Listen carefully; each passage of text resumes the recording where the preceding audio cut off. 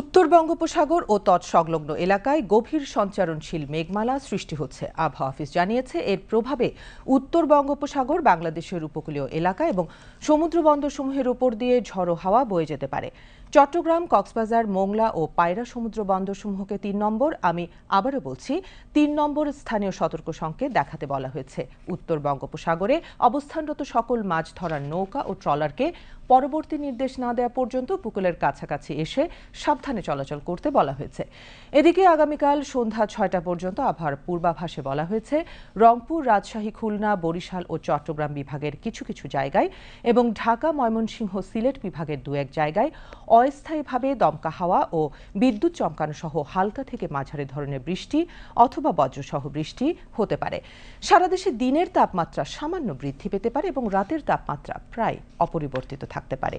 আজ দেশের সর্বোচ্চ তাপমাত্রা রেকর্ড করা হয় কুষ্টিয়ায়, কুমারখালীতে ৩৫.৮ ডিগ্রি সেলসিয়াস, আর রাজধানী ঢাকার সর্বোচ্চ তাপমাত্রা রেকর্ড করা হয় ৩২ ডিগ্রি সেলসিয়াস।